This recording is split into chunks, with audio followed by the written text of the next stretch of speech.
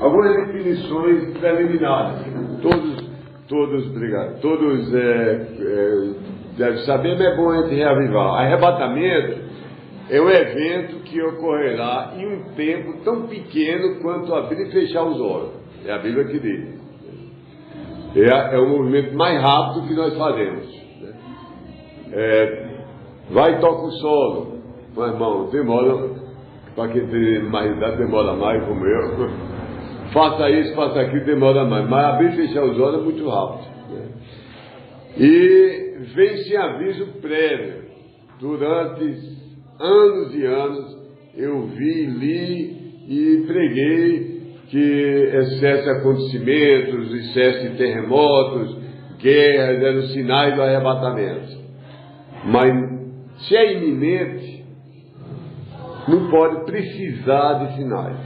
Então o arrebatamento vem sem aviso preliminar, sem tempo de preparação, sem sinais. Nós vamos ver que aqueles sinais são sinais para a segunda vinda de Cristo. E são eventos separados. O arrebatamento dos salvos e a vinda de Cristo para pisar na terra e reinar sobre a terra. E quando ele vem, nessa primeira etapa, ele vem só até os ares, só para os salvos, e nós nos reunimos com ele, ele nos tira daqui para não passarmos na ira, derramamento da ira de Deus no tempo da tribulação. Depois desses 7 anos, e onde no mundo vai estar reinando a pior desgraça que nós nem conseguimos imaginar. Cristo vem para reinar e nós vamos voltar com ele. Então, arrebatamento é isso. Eu vou saltar alguns versículos. Vou mencionar só o que eu sublinhei na Bíblia. Em 1 Tessalonicenses 4, 17, todo o texto de 1 Tessalonicenses 4 é sobre o arrebatamento. Mas em especial o versículo 17. O versículo 17, 1 Tessalonicenses 4, 17, diz: depois nós, que os crentes, nós que estaremos vivendo, aqueles que estaremos restando, simultaneamente e juntamente com eles, seremos arrebatados para cima, dentro das nuvens, para o encontro do Senhor, para dentro do ar. E assim sempre estaremos com o Senhor. Essa é a promessa de Deus. Aí está falando do arrebatamento. Não é a manifestação de Cristo descendo até a terra. Mais adiante, em 1 Coríntios 15, versículo 51, é uma passagem maravilhosa, de muito consolo, sobre o arrebatamento. Ele diz, revela um mistério. O mistério não é uma coisa perigosa, lúgubre, misteriosa. O mistério, na Bíblia, é uma verdade que Deus sempre teve no seu plano. Mas nem os anjos, nem nenhum profeta soube até aquele instante. Então, sabia-se que os vivos seriam arrebatados, seriam levados aos céus. Sabiam que os mortos também gozariam eternamente da presença do Senhor. Mas até esse versículo, não se sabia que nós formaríamos um só corpo. E que o arrebatamento era um microsegundo depois de haver a ressurreição dos mortos. Então veja aqui, 1 Coríntios 1 Coríntios 15, versículo 51 diz: eis aqui um mistério vos digo, em verdade, nem todos seremos adormecidos, que nem todos morreremos. Haverá um grupo de crentes, Deus queira que seja a nossa geração, que não passará pela morte física. Então nem todos morreremos, nem todos seremos adormecidos. Todos nós, porém, seremos transmutados. Transmutar é mudar, viu? Mudar de uma coisa para outra, Não que nós mudamos a nós mesmos, mas Deus nos muda. 52. Em um momento, em um abrir e fechar de um olho, ao som da trombeta final, porque ela trombeteará, e os mortos serão ressuscitados incorruptíveis. Eu vou ver o pastor Otoniel, vou ver Maria, minha esposa Otoniel, vou ver meu filho Mauro. Os mortos serão ressuscitados, vão receber corpo de carne e osso, mas incorruptíveis, incapazes de pecar e incapazes de enfraquecer, adoecer, envelhecer e morrer. É um corpo maravilhoso. E nós seremos transmutados. Então essa é a verdade do arrebatamento. Não tem tempo, não há tempo para falarmos sobre ela. Não há tempo para mostrarmos essa diferença entre o arrebatamento e a volta de Cristo até a terra, mas nosso objetivo agora é mostrar que o arrebatamento que não é o objetivo. O objetivo agora é examinarmos as palavras da Bíblia que nos provarão que Cristo é indispensável e suficiente para uma pessoa ser arrebatada ou não.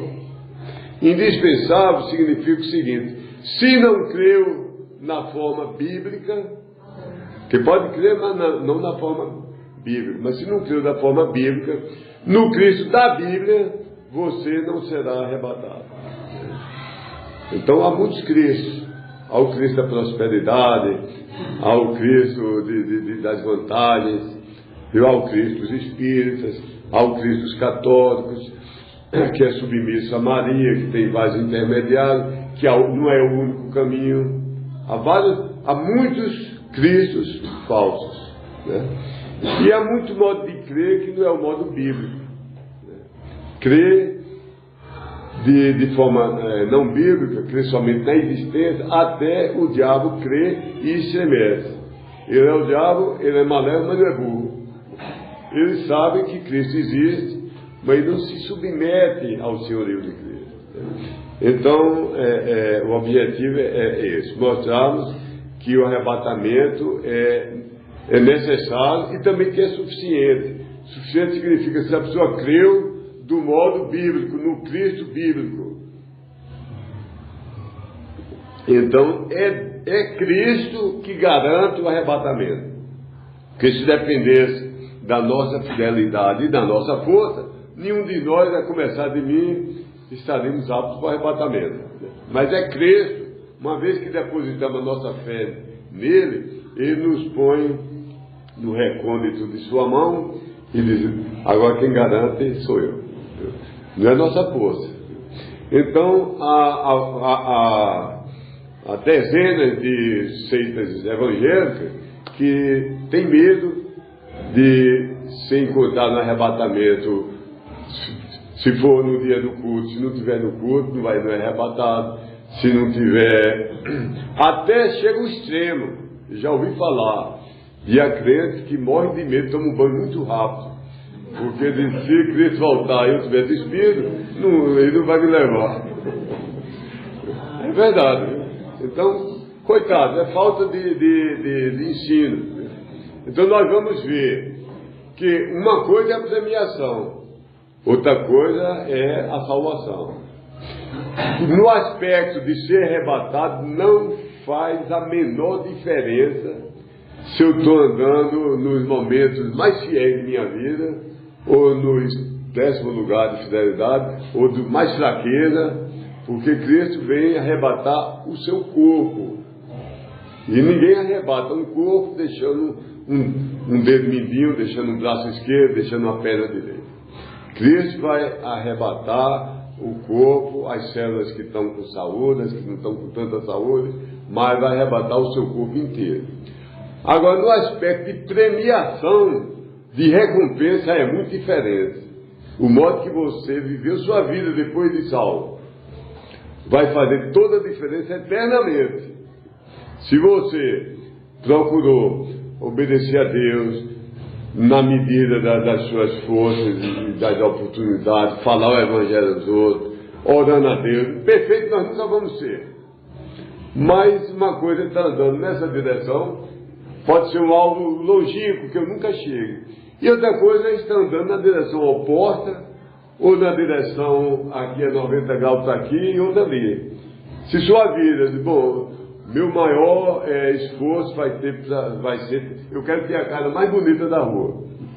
Eu quero ter um jardim mais bem cuidado. Ou o carro com o melhor polimento. E aquele polimento do carro, aquele corta-grama do jardim, lhe impede da leitura da Bíblia, lhe impede de adorar a Deus com os irmãos. Você não vai ter o mesmo galardão de quem deixa isso em segundo lugar e diz: o mais importante é Deus. Então, para galardoamento, faz toda a diferença e eterno, não pode mudar mais o modo como nós fomos fiéis ou infiéis, espirituais ou carnais, dirigidos pelo Espírito Santo ou dirigidos pela carne. Mas a ênfase que eu quero dar é que, quanto a ser arrebatado, todo crente vai ser arrebatado. Se é um verdadeiro crente. Talvez nenhuma igreja vai ser arrebatada a todo mundo. É possível numa igreja grande, 200, 300 membros, vai ter um que entrou ali em busca de arranjar uma namorada, outro em busca de alguém dar um emprego para ele, de alguma... Ou eu já tentei várias coisas, vou tentar mais uma. Então, Deus sabe o coração. Há muito joio, parece trigo, e há muita coisa que a gente pensa que é trigo e que Deus sabe que é um grande orador, é um grande pregador, mas ele seria um grande advogado, porque Deus deu aquela oratória fluente, mas ele está fazendo aquilo para exibição. Alguém já disse que o homem é o único animal da natureza que se bate nas costas, ele enche. Rapaz, você tem a voz mais bonita que eu vi. Obrigado. Nunca vi uma pregação como a sua. Muito obrigado. Então, quem faz visando a qualquer vantagem, um reconhecimento, uma fama, escrever o nome na igreja como um dos grandes crentes que já houve na igreja, isso não tem seu galardão no céu. O galardão está aqui. Foi as palmas que recebeu, ou a vantagem financeira. Aí Deus sabe. Às vezes numa igreja grande, ninguém sabe quem será que limpou o banheiro, quem será que capinou o mato.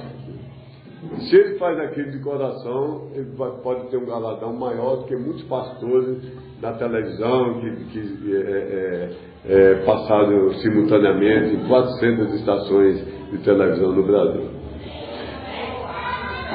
Bom, então vou passar, são dois passos só. Primeiro, que o arrebatamento é iminente, e depois que o arrebatamento é de todos os verdadeiros salvos.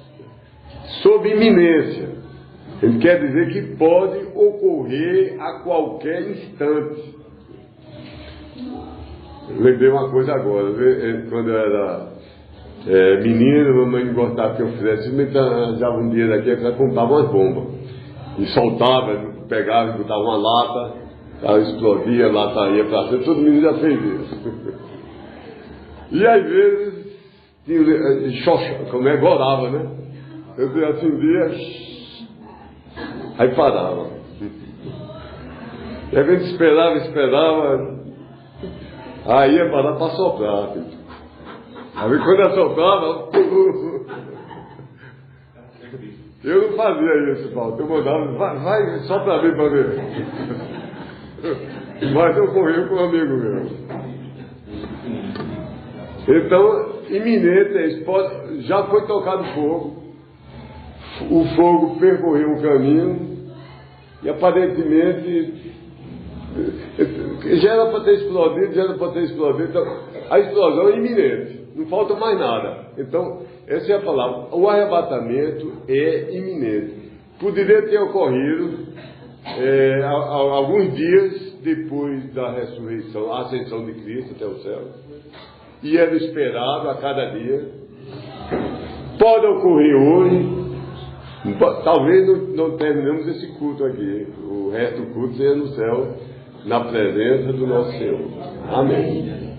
Ou pode ocorrer, não podemos marcar data, pode demorar ainda 20 anos, ou 20 séculos. Se demorar 20 séculos, o que é que eu vou poder dizer no céu e dizer: o Senhor errou, Deus. Eu pensei que vinha em tal data e não veio. Posso acusar a Deus? Então é iminente. Nós não marcamos data nas igrejas batida, de linha bíblica, nós não sabemos, nem os anjos sabem o dia nem a hora. Agora, sem marcar datas, eu lembro, eu morava na rua Lino Gomes, e perto da época de São João, a polícia e às vezes o exército juntava um pilotão de soldados e começava com a banda tocando aqueles tambores e as cornetas, começava a treinar. Viu? Então eu ouvi, acho que com 1 quilômetro de distância. Viu? Não sabia que trajeto de rua estava fazendo, mas sabia que estava próximo. E ficava ali na calçada esperando. Viu? Então, não podemos marcar data. Mas alguns eventos que deveriam ocorrer só no final da tribulação, nós já começamos a ter aqueles ecos longínquos. Né? Na ciência, Deus pode fazer um milagre e ser visto que todo olho da terra, quando ele volta para pisar na terra, todo olho vai ver. Não sei se ele vai encurvar o raio luminoso, mas todo olho vai ver. Ou talvez vai usar a internet, televisão, não sei. Mas muitas coisas. Eu sei que vai haver terremotos tremendos de acabar com uma grande percentagem do planeta Terra. Não estamos aqui assim. Mas os geólogos, usando como é que chama, sismógrafos, dizem que a frequência e a intensidade dos terremotos está aumentando progressivamente. Então há vários sinais. Né? A Bíblia diz que próximo do final do tempo os homens vão correr de um lado para o outro. E vá no aeroporto, a ciência se multiplicará. Dizem que na Idade Média levava 400 anos para duplicar o conhecimento. Agora está levando a 2, 3 anos, duplica o conhecimento da humanidade. Então várias coisas nós estamos vendo o eco ao longe. Mas da mesma maneira que eu não podia dizer, a banda de música vai passar aqui daqui a 15 minutos. Podia passar e podia nem passar na minha rua e tomar o destino. Então não podemos marcar a data, mas temos cada vez nosso coração se enche mais alegria e esperança, ver os ecos longínquos da proximidade da segunda vinda de Cristo. Se está ficando próximo à segunda, quanto mais o arrebatamento, que é 7 anos antes. Então não vou precisar falar nos sinais, porque os sinais eram para... os sinais são, aliás, para a segunda vinda de Cristo. Vou citar um autor do White Pentecost que diz: muitos sinais foram dados à nação de Israel, as quais precederiam a segunda vinda do nosso Senhor para pisar até o planeta Terra. Apesar de Israel não saber o dia nem a hora em que o Senhor voltaria, pelo cumprimento desses sinais, ele saberia a estação. No final da tribulação, os judeus se converteram, vão ler no livro de Daniel e vão saber, olha, surgiu o anticristo, já se passaram 6 anos, então está próximo da vinda do verdadeiro Messias. Então é isso que ele está explicando. Aí ele diz, a passagem como a que nós lemos aqui, 1 Tessalonicenses 5, 6, Tito 2, 6, Apocalipse 2, 6, alerta o crente para aguardar o Senhor, não os sinais do Senhor. Nós não esperamos sinais, nós esperamos um som, que é o som, isso aí nós esperamos, é o som da trombeta de Deus. Amém. Essa doutrina da iminência, de volta a qualquer segundo, não é uma doutrina nova, mas ela marcou os crentes do 1º, 2º e 3º século.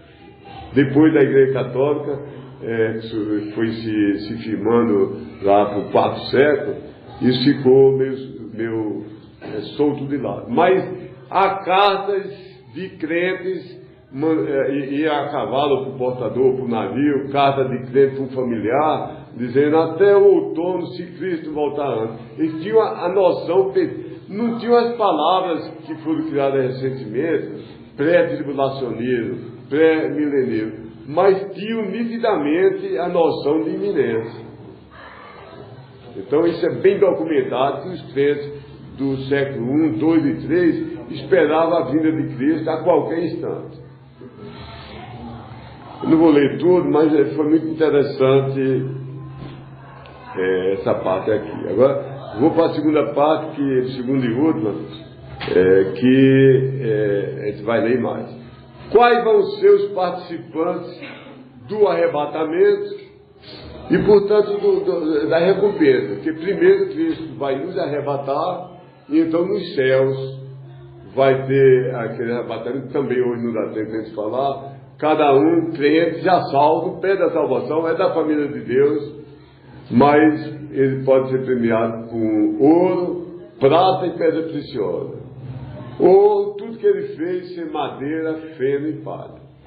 Havia no SED, minha mãe fez uns 2 ou 3 cursos, e minha tia Lídia fez todos os cursos de arte culinária, curso de confeitaria, curso de bolo, curso de ornamentação não sei o que, carne, sobremesa. Então dava uns cursos lá no SED, e ao final, todos os alunos, com muita alegria, cada um fazia um prato e colocava as 30 mesas, cada um com o prato que a dona de casa tinha feito, a aluna, e as pessoas iam experimentando. Eu adorava isso, viu? Experimentando de cada um para voltar. Em primeiro lugar foi para a dona fulana, mas tem uns, pastor, que era bonito, mas quando ele colocava na boca, tão bonito, grandes e outros pequenos. Então eu fico imaginando uma cena parecida, como se fosse um concurso de escultores. Então faziam, se fosse um concurso, coloque no escultura que você imagina que vai ser a Nova Jerusalém, a cidade celestial. Então parece que algumas pessoas vão fazer de isopor uma coisa enorme, e depois não tem um spray da tinta dourada, né? Já usei um spray, tinta spray, que a tinta parece ouro. Mas quando for provado pelo fogo, eu fico imaginando que como um maçarico, um lança-chama. E se baixo for madeira, o fora é ouro. E por baixo for madeira de balsa, ou for palha, for isopor, for parafina, vai pegar fogo tudo. Mas graças a Deus que diz que todavia será salvo como que através do fogo. Então é isso que eu quero dizer. A premiação é uma coisa, salvação e arrebatamento são outra. Salvação e arrebatamento são garantidos, são iguais para todos, né? O crente que você achar melhor, apóstolo Paulo, o crente que você achar mais descuidado, mais relapso, se é salvo, é da família de Deus, todo o corpo vai ser arrebatado. A premiação é diferente. Então vamos ver alguns versículos.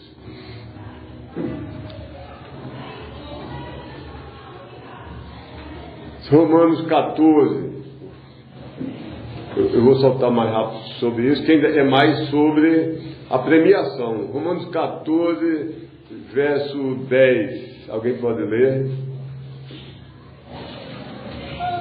Mas tu, porque julgas teu irmão, ou tu também, porque desprezas teu irmão. Pois todos havemos de comparecer antes ao tribunal de Cristo. Certo, é para o tribunal. E já nos primeiros meses, eita, nós vamos ser julgados. Eu fiquei sem entender. Porque tem tribunal para condenação. Mas essa palavra aqui é o tribunal, poderia ser traduzido como pódio. Todos que participam de uma corrida e chegam têm um mérito. É melhor chegar em outro lugar do que não correr ou ficar no meio do caminho. E os que correm licitamente, como em Fórmula 1, tem o primeiro lugar, é mais alto, né? na Olimpíada também, tem medalha de ouro, medalha de prata, medalha de bronze. Então, todos nós vamos comparecer ante esse tribunal chamado de Cristo, que é diferente do tribunal do grande trono branco. Nós não vamos ser julgados quanto salvação ou perdição, porque nós já fomos julgados em Cristo. Os nossos pecados foram lançados sobre Ele. Que coisa maravilhosa de humilhar a gente. Meus pecados imundos lançados sobre meu Criador, meu Salvador, meu Deus. Mas nós vamos ser julgados pela fidelidade, para premiação. Vou ler rapidamente 1 Coríntios 3:12. Se porém algum homem edifica sobre esse fundamento em ouro, prata, pedras preciosas, madeira, feno, palha, 1 Coríntios 3:12.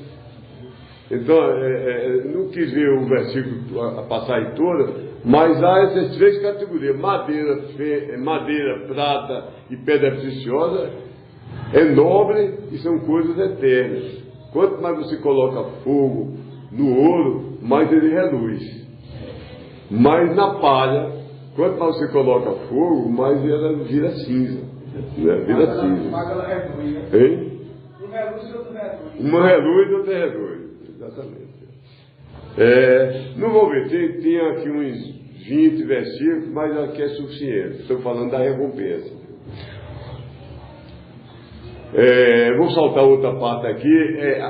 Nesse julgamento e nessa ressurreição, nós não nos misturamos. São salvos os crentes do Velho Testamento, Abraão, nós temos todo respeito a ele, mas Deus não mistura. Igreja é igreja e Velho Testamento é Velho Testamento. Eles vão ter a ressurreição dele, nós vamos estar juntos no céu, temos o mesmo Deus, o mesmo Salvador, vamos morar na Nova Jerusalém juntos. Mas a ressurreição nossa é diferente da ressurreição dele. Pronto, irmão? Pastor, Pastor, irmão. Como devemos julgar um irmão? Como devemos julgar um irmão? Sim, aqui na terra. Como devemos julgar um irmão? Sim. Não, aqui na terra, primeiro, se alguém for surpreendido, não é que ele está olhando de binóculo. Ele está procurando. Mas se nós virmos um irmão caindo no problema, primeiro, ir até ele. Geralmente é feito o contrário, vai para todo mundo da igreja. Aí fala com ele, irmão, deu aparência que estava vendo assim, o que é isso? Por exemplo, eu vi que você passou assim, sua esposa tem cabelo preto, e você passou com a mulher cabelo dourado. Não, foi minha mulher que pintou. Tá, desculpa. Porque às vezes por causa de uma coisa dessa, a pessoa diz, olha, vi fulano, não sei. Vai e pergunta, irmão, deu aparência do mal. Como foi aquilo? Se ele baixa a cabeça e confessa alguma coisa, você exorta, com piedade, com misericórdia, anima. E deixa passar, não fica procurando, não, entregou a Deus. Se depois repetir, segundo passo, né, vai para o outro irmão da igreja exortar. Se não ouvir, leva o caso para a igreja, se não ouvir, disciplina, olhando por nós mesmos para que não sejamos também tentados. A finalidade da disciplina não é esmagar, é recuperar. É como um filho nosso. O filho quebrar um vaso precioso, não vou pegar um 38, uma marreta e matar meu filho. A finalidade é ensinar, né? E ter cuidado com a gente mesmo. Tá bom? Agora a Bíblia diz que a gente deve julgar. Tem muita gente que diz, não julguei para que não seja julgado. Mas o contexto é diferente, né? A Bíblia me ensina a discernir. Mesmo na vida, chega uma pessoa e na sua casa diz, olha, sei lá, eu sou parente do pastor Anísio, ele mandou que você me desse um quarto aqui. Agora, cheirando a maconha, uma arma na cintura. Ele é crente, mas não deve ser tolo. Você tem que ter precaução com as coisas seculares e com as coisas espirituais, né? Então ele deve julgar. Não julgar no sentido de discernir, não de condenar. né? Mas de discernir, a gente deve ter discernimento e ter coragem de combater o erro. Bom, agora tem uma passagem que eu mesmo já tive dificuldade com ela. Em 1 Tessalonicenses, 1 Tessalonicenses 5, eu vou saltar para aqui, 1 Tessalonicenses 5,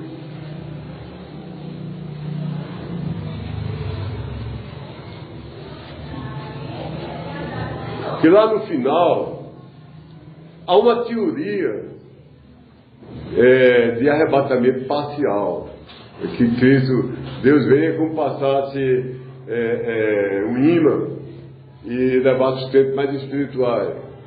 Daqui a um mês passava outro imã, levava o segundo lugar. Isso não tem na Bíblia. Deus vai levar o corpo todo. Outro tem uma teoria de arrebatamento seletivo. Que Deus leva os que... Faz duas etapas, né? Os crentes melhores não entram nem no início da tribulação. E os que não são os melhores vai passar a metade da tribulação. E outros passam a tribulação toda. Isso não tem na Bíblia. Viu? E vamos ver de versículo em versículo. 1 Tessalonicenses 5, de 1 a 11. Eu vou lendo aqui a tradução praticamente da CF, que é a melhor Bíblia para a pregação, mas eu coloquei na ordem que as palavras aparecem no original. É quase a mesma coisa. Viu? Versículo 1. A respeito, porém, dos tempos e estações, ó irmão, não tendes necessidade de você escrito. Paulo estava escrevendo para reforçar a fé dos crentes de Tessalônica, que ele já tinha ensinado que como era o arrebatamento, que vinha para todo verdadeiro crente, mas havia alguma dúvida e estava reforçando. Versículo 2. Pois vós mesmos perfeitamente tendes sabido que o dia do Senhor, tal como um furtador na noite, de semelhante modo vem. Viu? As Bíblias falsas dizem o dia de Cristo. Viu? A Bíblia verdadeira diz o dia do Senhor. E há uma diferença. O dia de Cristo é o arrebatamento. Viu? E o dia do Senhor é o derramamento da ira de Deus sobre o descrente. Viu? Mas o que eu quero chamar a atenção, e vou contar com a amorosa ajuda de vocês, o assunto aqui é um contraste entre vida física e morte física, ou entre a vigilância espiritual e o discurso espiritual. Ele está dando um aviso, começa a dar um aviso. Vós perfeitamente tendes sabido isso. Então ele está avisando, ele está falando sobre morte física e vida física, ou está começando a dar uma exortação para a vigilância espiritual? O que é que vocês acham?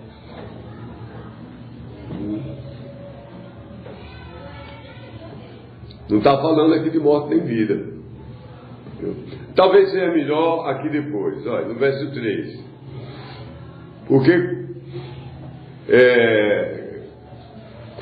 Porque ao tempo, quando digam a paz e segurança, então destruição repentina virá sobre eles, tal como as dores de parto naquela mulher tendo o filho no seu ventre, que de modo nenhum escapem para fora. Então está falando da tribulação. Vós, porém, ó irmão, não estáis em treva, a fim daquele dia, tal como um furtador, vos surpreenda. 5. Porque vós sois filhos da luz e filhos do dia.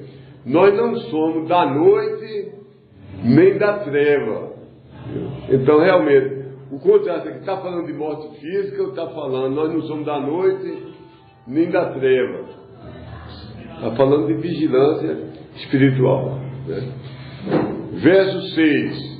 Aí aqui eu vou parar mesmo para... Está bem claro, quero que os irmãos examinem e me digam. Olha, portanto, não durmamos igualmente como também os demais, mas vigiemos e sejamos sóbrios. Eu pergunto, dormir, O significado da palavra depende do contexto. Se eu disser ao irmão Sebastião, eu disser, ô rapaz, o nosso querido irmão já está na glória, já dormiu com o Senhor. Aí você entende que é a morte física e que ele já está no céu. Mas se eu disser, olha, fala um pouquinho baixo que meu neto está dormindo. Dormir é sono meu físico. Mas se eu disser, aquela igreja é tão firme, mas agora está cochilando, dormindo, entrando doutrina errada, não percebendo. Então dormir é negligência espiritual. Se você for para a palavra, tanto em português, vai no dicionário de Aurélio, esse como é que chama, Ruai, que é da maior, e vê que a palavra dormir tem vários sentidos. Também em grego, nem sei decorar qual é a palavra. Às vezes Jesus usava a palavra dormir para a morte. E quando veio a notícia sobre Lázaro, ele disse, não, fiquem calmos, Lázaro dorme. Aí os apóstolos entenderam, oh, se está dormindo, então para que ir lá? Não, Lázaro morreu. Então às vezes o significado de dormir é morte. Mas às vezes é dormir mesmo.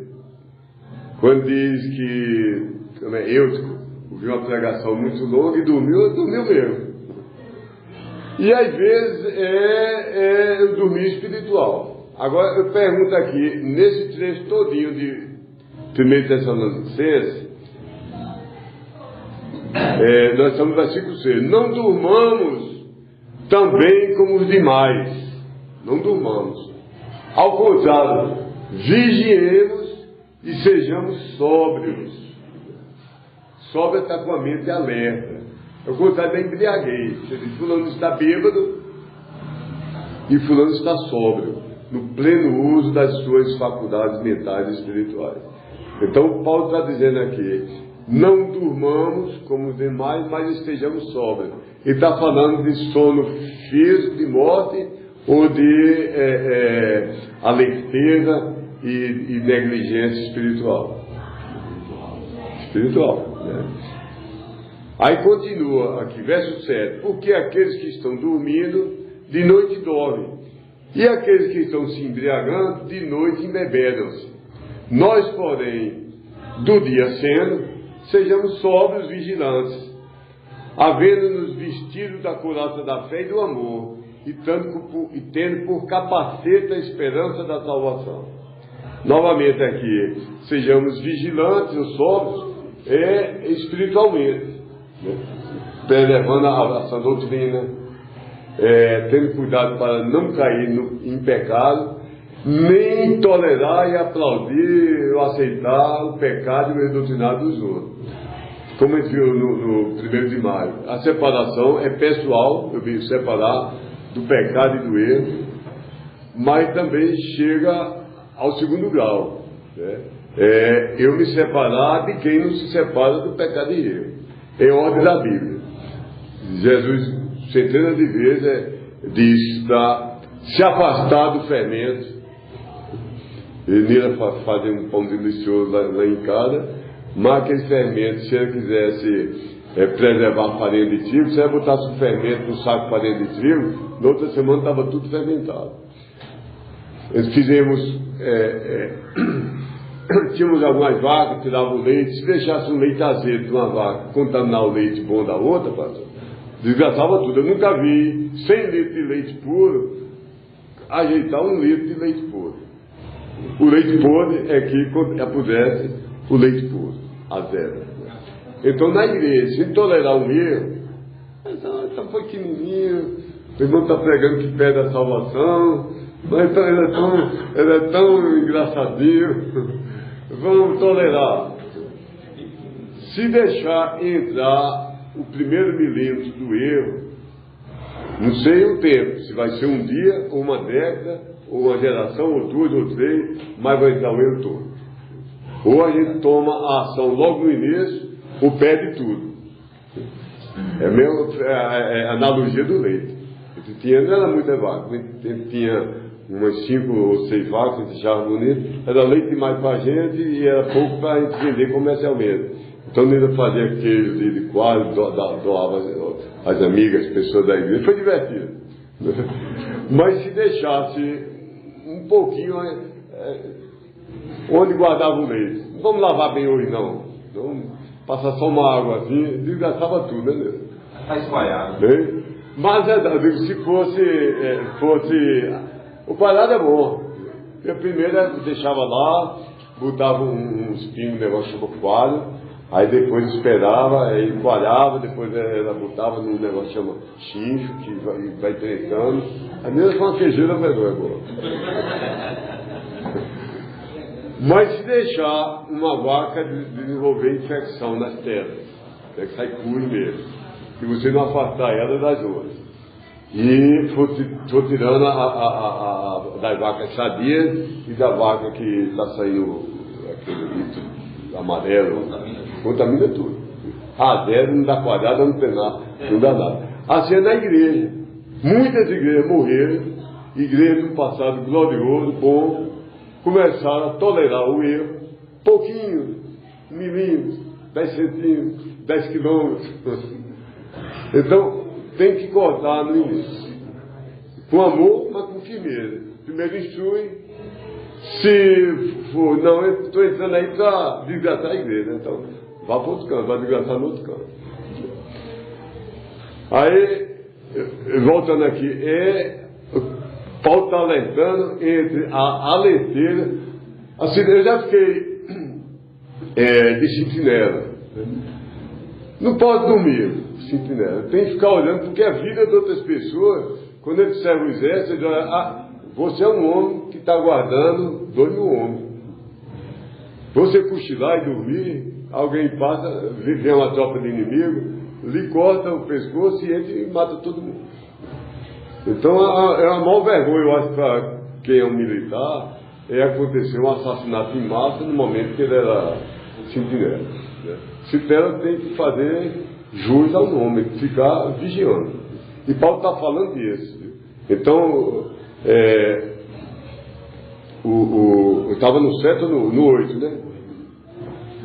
Nós, porém, do dia seguinte, sejamos sóbrios, vigilantes, havendo-nos vestido da couraça da fé e do amor, e tendo por capacete a esperança da salvação.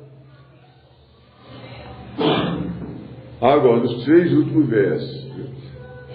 Primeiro, eu não conheço melhor verso para provar que o arrebatamento é antes do sofrimento da tribulação do que esse aqui, verso 9. Porque não nos destinou Deus para a ira, mas para a possessão da salvação, por ação do nosso Senhor Jesus Cristo. Como é que a pessoa não pode ver que isso aqui está ensinando que o arrebatamento é antes da tribulação? Como é que a pessoa, pastor, não entende que diz que o crente vai passar por toda desgraça? E outros ainda chegam ao ponto que há risco da pessoa cair da fé e mandar botar o sinal do anticristo. Eu não deixo porque esse versículo diz, e a outros, não nos destinou Deus para a ira. Não nos destinou Deus para a ira. Se esquecer tudo que eu falei hoje, lembre desse versículo. Não nos destinou Deus para a ira. Quando nós fomos salvos, entramos na família de Deus. Deus nos tornou, não foi nós que nos tornamos. Eu gosto de usar a voz passiva, bem clara.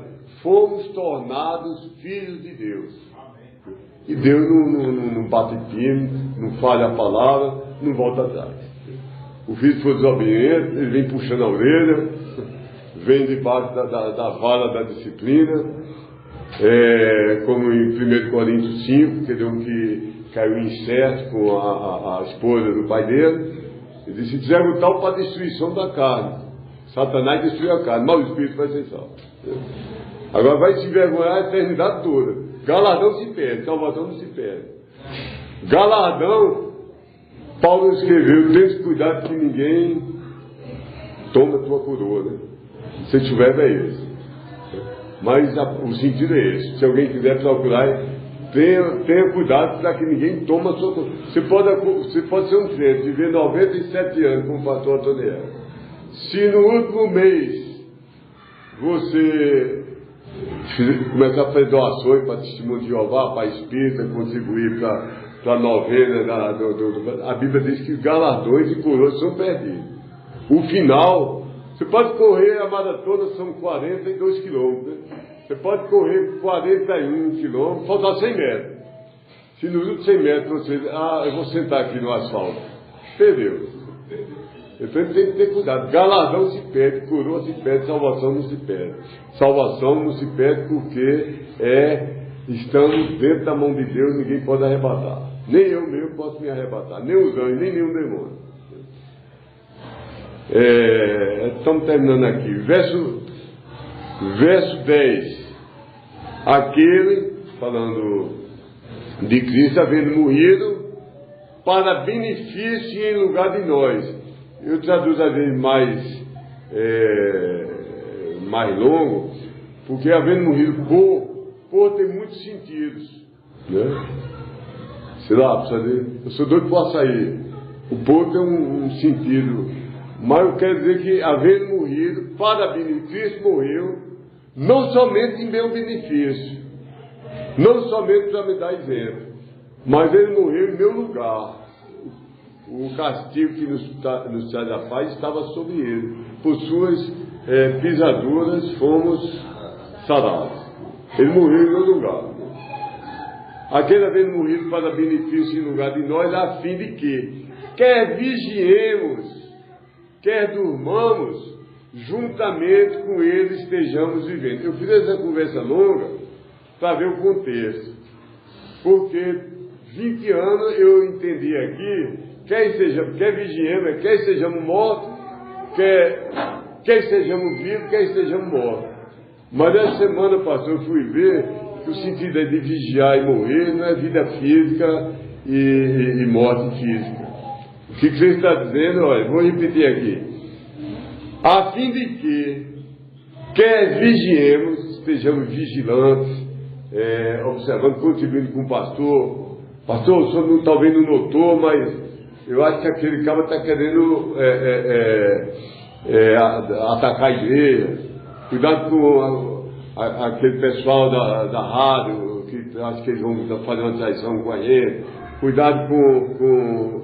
Então, quer estejamos vigiando, quer estejamos dormindo, negligentes. A pessoa anestesiada leva a gente de um canto para o outro, ele tem nota.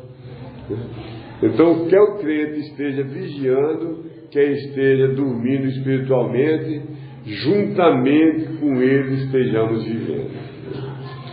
E, por fim, o versículo 11, por isso, consolai, encorajai cada um aos outros. A igreja é mais um centro de treinamento, de encorajamento do que um hospital. O hospital é mais a nossa visitação. Viu? Fulano está 3 semanas que não vem à igreja, vamos lá visitar, irmão, vamos lá visitar, ver se anima, né? Aqui a igreja é local de encorajamento e treinamento. Uma coisa boa é levar os crentes para a pregação, como aqui o pastor leva, e o pastor, o bom administrador, treina futuros substitutos. Aqui sempre foi uma característica muito boa da igreja. Há 3, 4, 5 homens aqui que poderiam ser pastores, e a igreja treina, o pastor treina, louva a Deus por isso. Lá a igreja também, lá de Pouso Alegre, faz isso. Eles têm um culto ao ar livre lá, semanal, e o pastor pouco prega, né? Nem prega, mas dá oportunidade. Tem uns 4, 5 homens que a cada semana não tem melhor treinamento. Aqui eu tenho visto as pessoas que saem da igreja, que estão em outros estados, em outro canto, e levam esse treinamento.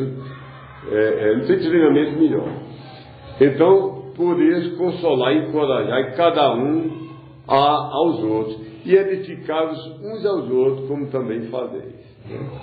Aplicações.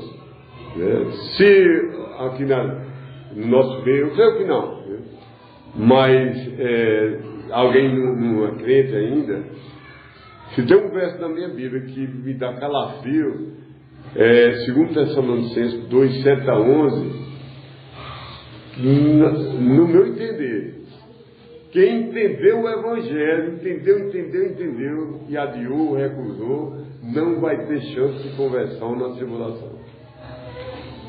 Então, com todo amor, chorando no coração, eu rogo a você que aceite Cristo hoje enquanto é tempo.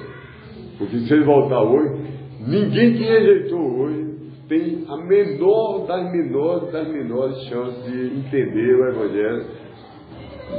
Não sei se todos concordam, mas repare, 2 Tessalonicenses 2, 7, porque o mistério do desprezo à lei já efetivamente opera, e somente há aquele que o está detendo agora, até que para fora do meio seja ele tirado. Então será revelado aquele desprezador da lei, a quem o Senhor consumirá pela sopro da sua boca e anulará pelo esplendor da sua vinda. A vinda de quem é segundo a energizada está falando do anticristo, a vinda de quem é segundo a energizada operação de Satanás, em todo o poder e sinais e prodígios da mentira. Nunca houve um feiticeiro, um líder religioso na terra, que dissesse: eu tenho 100% do poder de Satanás. O anticristo vai ter esse poder. Agora, o poder, antes de ser poder de fazer aparência de milagre, é um poder de mentira, de convencer todo mundo pensar que é o verdadeiro Messias. Versículo 10. Em todo o engano da injustiça, naqueles que estão se fazendo perecer em pagamento por não receber o amor da verdade a fim de serem salvos. Por causa disso, Deus lhes enviará a energizada operação do engano, para que creiam eles para dentro da mentira, a fim de que sejam condenados todos aqueles não havendo crido para dentro da verdade, mas havendo tomado prazer na injustiça. Eu não estou dizendo que não vai haver salvação na tribulação, porque vai haver os 144 mil, vão haver 2 testemunhas, eles vão pregar, e o Apocalipse diz que há multidões incontáveis que serão salvos da tribulação. Mas eu acho que é quem nunca ouviu o Evangelho claramente. Eu nunca tinha ouvido o Evangelho claramente, até que alguém me explicou por 26 semanas, como eu já falei. Porque eu era da igreja católica, ia à missa, fiz primeira comunhão, via um falso evangelho. Então há muita gente nos pés de serra aí, aqui mesmo na cidade, em outros bairros, que nunca entraram numa igreja, não tem nenhum amigo crente, nunca ninguém falou o verdadeiro evangelho.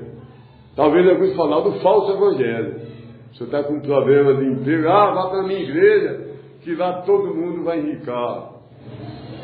Aí promete o falso evangelho. E para o crente, o consolo é do versículo 11. Portanto, consolai e encorajai-vos cada um aos outros, e edificai-vos uns aos outros, como também o fazeis. Então, irmão, se Cristo voltar no momento que eu fiz uma coisa errada, discuti com minha esposa, fui indelicado com ela, respondi outra, deixei de falar com uma pessoa, e eu baixar a cabeça, talvez vá ser arrebatado e envergonhado, pastor. Pegou no momento que estava sucumbindo à carne. Hein? Ou quando estiver tomando banho, mas Deus não vai vestir de linho branco e imaculado. A roupa. Mas o consolo que eu dou, que a Bíblia dá, que todo verdadeiro crente vai ser arrebatado, que a família de Deus tem que estar completa. Quando se fala uma boda de ouro do seu pai, junta toda a família. Tem um que está andando meio errado, mas te chama. Então, assim vai ser. Agora, bom é se pudermos olhar nos olhos de Cristo, no arrebatamento. Bem-estar, servo bom e fiel. Pois fiel no pouco, soube muito te colocarei. Mas se for aquele servo que recebeu um talento, enterrou, ele não precisa nem dizer nada. Quando ele está olhando, ele vai baixar a cabeça. Está usando você os talentos que Deus lhe deu. esse é o melhor ano da sua vida cristã até agora, ou você diz, rapaz, há 10 anos atrás eu estava tão empenhado em evangelismo, está você subindo, tem os altos e baixos, mas você está, quando eu venho de João Pessoa para Campina Grande, vai sempre subindo. Desce 100, sobe 120, desce 30, sobe 50, ou está você decaindo. Então Deus nos ajuda. Tá? O tempo de vida que Deus nos dê ainda, você fica cada vez mais fiel a Ele. Cada dia, cada ano, deve procurar ser melhor do que o ano anterior. Deus abençoe. Amém.